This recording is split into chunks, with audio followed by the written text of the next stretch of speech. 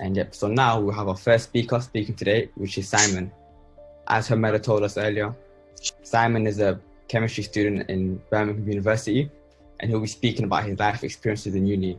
So for those who are starting uni very soon, this will be very beneficial, and I hope you can take some things out of it. I'm a uni student myself, so I'll be listening carefully to see what experiences Simon has that could benefit me. And if you have any questions, write them in the chat box, and we can have a little Q&A after he's finished speaking. So over to you, Simon. Hi everyone. Yeah, so thank you for introducing me.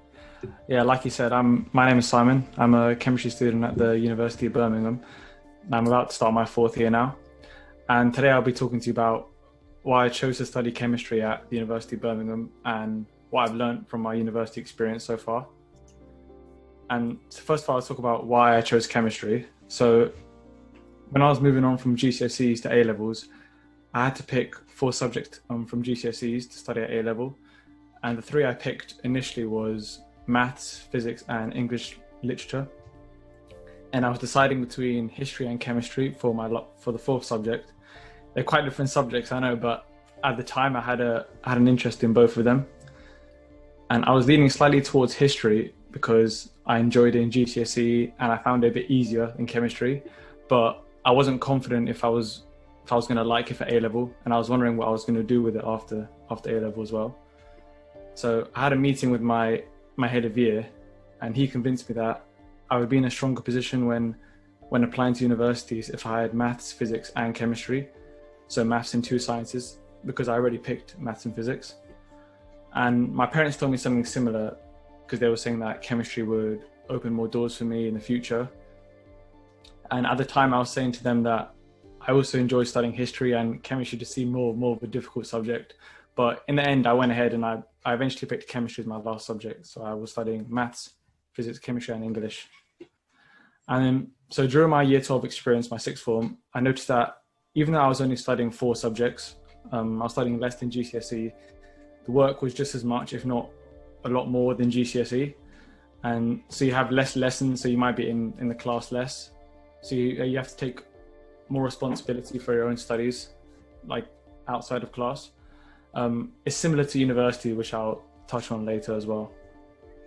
And so moving on from year 12 to year 13, we had to drop 1 subject, and I decided to drop physics because I didn't enjoy as much as the others and I didn't perform as well in it as well.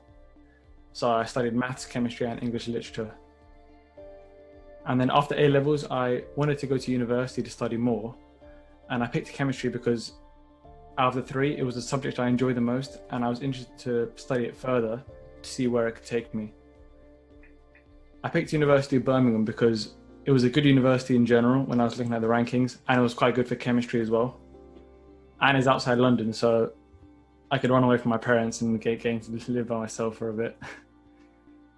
So from that, it's kind of interesting how the subject that I was skeptical to pick for A-levels, chemistry, it ended up being the subject that I actually took further at university. And then when reflecting on this, I learned that when you're making these decisions of picking subject, it's good to talk to different people, such as your teachers, your parents, and it's good to get their advice on what you should do if you're not sure, because their advice can be valuable. I was going to pick history because I enjoyed it, which is definitely a good reason, but I didn't have a plan in terms of where it was going to lead me personally. And because of that, I wasn't confident in my choice as a result of it, especially considering the fact that I already had a similar interest in another subject that arguably could open more doors for me. So the key is, whatever subject you're planning to study or take to university, if it's history, if it's English, if it's chemistry, maths, just make sure that you're fully confident in your choice, and you understand the subject fully, and you know where it's going to lead you in the future. And you can do this by talking to people, doing research on the subject, knowing which subjects you really like, and understanding what drives you, what change do you want to make in the world, and what subject, in your opinion, can help you make that change. And so going on to my first year of university, at the start, it was very daunting. It was a new climate. I was away from my parents. I think it was the first time I lived away from them for quite a while. And it was quite a large campus as well. That didn't help my nerves as well. So at the start, I was just wandering around, just walking around the campus. I was talking to my housemates, meeting them, trying to get to know them, just settling in and getting used to the new life. If you haven't lived away from your parents, then it can be quite scary. So if you're ever feeling homesick, you can call them to stay in touch. But just remember that everyone else is most likely feeling the same way, and no one really knows what they're doing. They're also learning as they go themselves. The first year is typically a bit more relaxed than the later years, so you can have a bit of fun. You can meet new people, see what interests you, whether it's to do with your course or outside your course, different activities. You can step outside your comfort zone a little and try new things. You might want to be going out late or clubbing late or something. Some of you guys have probably done that already, but just make sure that when you do, you're responsible and you're always aware of what you're doing. If you're applying for student finances, you'll be having a lot more money in your bank account, probably more than what you're used to. So make sure that you don't get too carried away. Just try to be conscious of what you're spending your money on, your food, rent, travel, and try to set up a budget to help track your spending. So you're limiting whatever you're spending your money on. And make sure you go to all your lectures, or at least try your best to go to all of them, and don't skip them. Or if you skip one, you build up a bad habit. You just think, I missed this one. But then the work will pile on later. And then overall, the first year was roughly 50% the degree in the studies and 50% life. The life would involve learning how to, for me, the first time, learning how to shop and to cook, learning how to live with other people that you've never met before. You learn how to manage time between doing multiple different things. You might be studying, you might be part of a club, you might do sports or something. Learning how to manage that time might take a while to get used to or learn, because unlike school, your teachers and lecturers don't check up on you as much to see if you've done the work. It's more like if you don't do the work, you just fall behind. There isn't really a strict schedule like school. You go in at 9, you leave at 3. It's more like a bit more flexible. So it's really more on your own accord. So make sure you consciously set time aside for yourself to get your work done before doing other things that you consider more fun or other activities. Otherwise, the work will pile up before you know it, and you'll be really stressed. And you can set up a calendar and schedule when you'll do the work and when you do other things. I personally didn't set up a calendar in first year, but I know that I've recently been trying to set one up, and I know that if I did this in first year, it would have helped me a lot. You can explore as well whether you prefer to study with by yourself or with other people, just whichever method is easier or better for you. But overall, the first year is a really good year to get settled into living and studying on your own and meeting other people. Meeting other people will also help you when you're deciding on who to live with when looking for a house for the following year, second year. I actually didn't look for a house until quite late. So I recommend looking for a second year house early, so you won't be stressing about it later. You don't want to leave it until March or May, that's when you have exams, so it's good to do it early. So when I was going into second year, I noticed the workload increased a lot, and I also had to adjust to living with new people in a new house. But these new experiences they added on to my growth, because in that year I made some new friends that I still talk to on my course.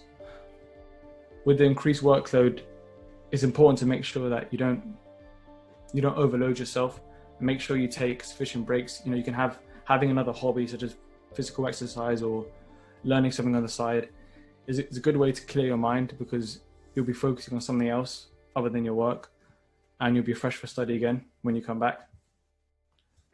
At the time, I was also applying for placements for my third year, because my course is chemistry with 1 year in industry. So my third year is supposed to be a year of working in a chemistry-based company and studying university work alongside that as well.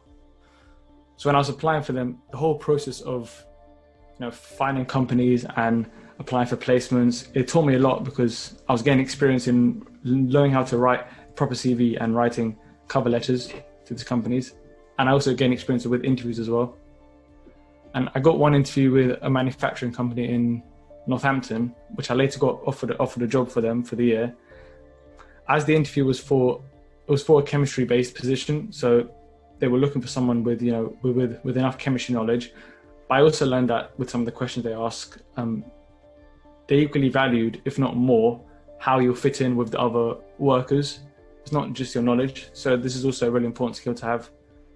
So if you're planning to work in a technical field, one that's science related, knowing how to communicate with others and communicate ideas is a really important skill to have. I also learned when applying for companies that it's important to research the company and be specific in why you want to work with them, instead of just sending like a general CV or general cover letter. Also research not just the company, but research the general industry the company is a part of, so you have more of an understanding of the challenges that the industry might face, for example, and they'll be impressed by your knowledge of all that. I remember in my interview that I got a job for, I said that I talked about one powder that is used to give white color to certain products, to certain paints in the paint industry, that's one of the industries that the company was part of. But I was saying that even though that powder is so common, it's quite bad for the environment. And saying something like that, that's really specific about the company industry, it can make you stand out from the other applicants, because it shows you've done research about that company, and you're not just saying something vague or general. So mention what it is that they do, like what stuff that they like, what are their values or what they provide, and what they believe in, and how, if that aligns with you, if that resonates with you, and what you'll be adding if they hire them, if you work for them. What skills and knowledge do you have that you can bring? So when I actually got the job and I started working for them in my third year, I noticed that the experience is so different to my university studies, because I was seeing firsthand how a company would apply chemistry to the real world. And from that, I understood more how chemistry relates to financial and business decisions, because a lot of the projects that were being done were aimed at saving money on their products. And the people who were working on these projects, like my co-workers, for example, they would try to achieve this by changing the formula of the product and like testing out in the lab and seeing how that affects the performance of the product, even if it's negative or positive. It always felt quite good to be paid and have some experience in managing my own money, managing my own income. How to spend that on rent, like how to portion out for rent, for food, all that stuff. And because I was studying alongside this placement for uni, trying to manage both of them made me more like independent and more responsible for my time management. I would say stuff like I would work during the weekdays, and then I can have more time to study on the weekends, for example. There wasn't like a lot of time for breaks in that year. So yeah, from that, a placement or an internship is a really useful opportunity to know if an industry or type of work is right for you, because you'll see the difference between what you study or what you think how is applied, and between that and what is actually applied in the real world, like what companies actually do. So make sure, if you can, check if your university offers these opportunities like summer internships or placements, because you'll learn a lot from them, such as if you actually want to work in that field you're studying, because you might be studying anything. You might think that what you would do on a job is similar to that, but it could be very different. Like for me, my project was based on making a product that the company sold, making it cheaper, but by using a software to do it instead of educated guesses, such as adding one ingredient or taking another one away. And that was the way that the company have always done it, like just the classic way of, oh, maybe this would work. But they wanted like a way that's more automated. And then when doing that project, I felt myself more interested in how the software uses data to predict results rather than the chemistry I was doing in the lab. So that's something that I learned about myself, and then it's quite an interesting path that I'm planning to explore further. So from a placement, you can actually learn things that are specific in your subject that you want to go further, which can be quite helpful. And during the placement as well, I had to write a report on my project, on what I was doing. So you also build up your report writing skills, which is key in any workplace in order to communicate concepts to people who don't know what you did or who may not even know anything about your field. And knowing how to like talk to those people and tell them what you're doing and why it's important, it's a really key skill, the communication aspect. And from that year, now I'm about to start my fourth year. And overall, my university experience so far has been one where I've grown a lot as a person. I've met some good people. I've learned a lot about myself. And hopefully this fourth year will continue me on that journey. And when I first joined the the vice president of the university, he said in his welcome speech that your experience of university gets better over the years. So if your first year wasn't the best, you'll meet new people and discover new things about yourself, and then you'll grow as a result of it. And that was definitely the case for me, because in the first year I was doubting myself. I was like, I'm not ready for a place like this, or the campus is so large, or like I've never done something like this before. But then over the years I felt more confident being on my own and making choices, making decisions, and I learned more. And I also learned that everyone's journey is different, so don't feel like you're behind or you're not where you should be because you're looking at other people and you're seeing where they are. Just try to improve yourself and focus on where you are heading, because everyone else is figuring out where they're heading as well. The main thing is that university is a great opportunity to grow and learn, and we are blessed to have these opportunities so readily available to us. Good luck on all your journeys, and thank you for listening. If you have any questions, you can ask them now or later. Thank you, Simon, for this speech. You know, you've had a very great uni experience. Hopefully everyone else has a great experience like that. You spoke about a lot of things and a lot of things you've learned from it. Has anyone got questions that they want to ask Simon? Feel free to type it in the chat box. So I'll give you guys a minute or two to ask questions before we go on to the next speaker.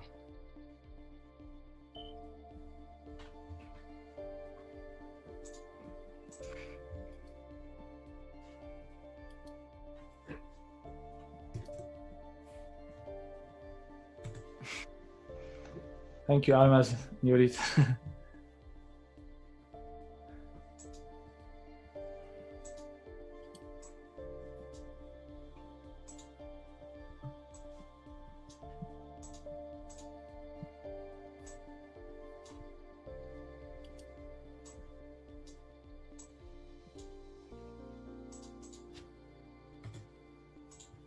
All right, guys, if you do not have any questions. Do I still enjoy physics? Oh, sorry. Yeah, I find it I find it interesting. Well, it's kind of funny because I had a housemate in my first year who was doing physics, and I was doing chemistry obviously at the time. And then he was telling me how like it was really hard for him. Like there's a lot of maths. It sounded like it was a lot harder than what I was doing. But yeah, I still enjoy it. Like I research it and I look into it. But every time I go back to it, I thought, thank God I didn't study this in university. But I still find it quite interesting. Yeah, I still enjoy it.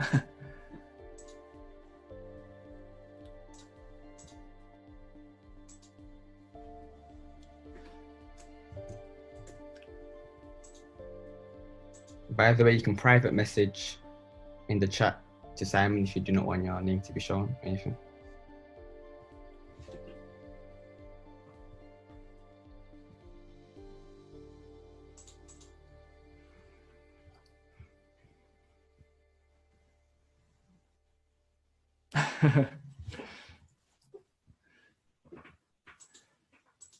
Thank you, everyone. It was a good speech. Well done. Thank you, Noel.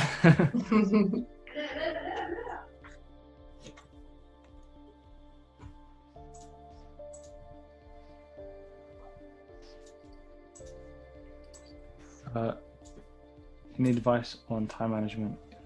So you can setting up a calendar is actually really useful, because you can, and if you do it the day before, it makes it a lot more useful than doing it. Because if you wake up and then you plan your day, I find it much more useful to plan it the day before, because you might wake up and then plan and then be like, I have all these things to do, but then you might be overwhelmed by how much stuff you have to do. Whereas if you plan it the day before, you have everything structured. Then so if you say I have to wake up at this time, then you wake up at that time and then do it. But then if you wake up late and then you might have to then you make your plan, you realize that, I haven't got enough time to do things.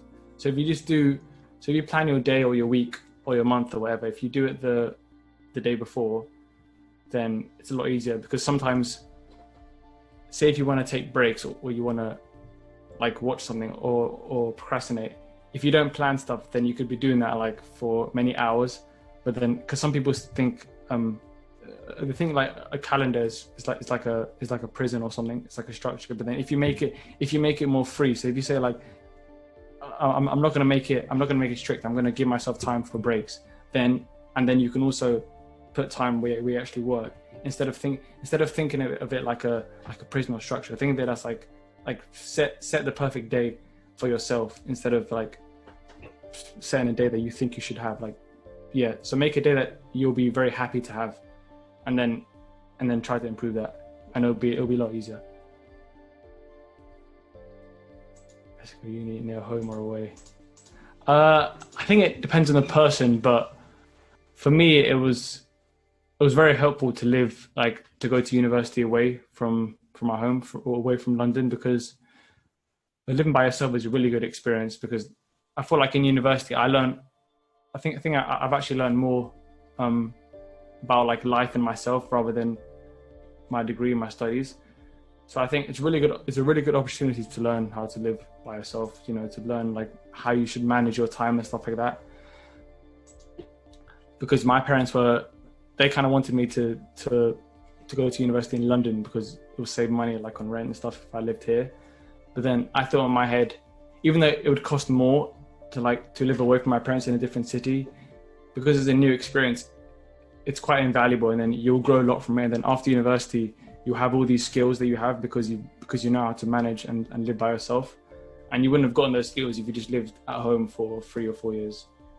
So yeah, it's really useful, but that's just what I can add. Is there anything else you would have picked other than physics? Probably. I was thinking of doing maths as well, because I did that at A-Level as well, and I did alright at it, and it's kind of similar to chemistry. It's not science, but chemistry is kind of similar to it.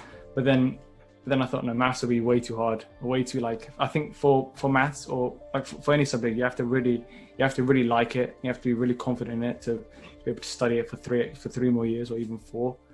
And I didn't have like that passion for maths to be able to study at uni. But if I didn't do chemistry or physics, it would probably be maths. Yeah, it wouldn't be something essay based like English or history. But I did English at A-Level because I feel like that side, I've always been interested in that side of life as well, like books and literature and art and all that stuff. But then I never thought of studying that at university. I just found it like a very interesting part. But it would probably be maths if I couldn't pick chemistry or physics.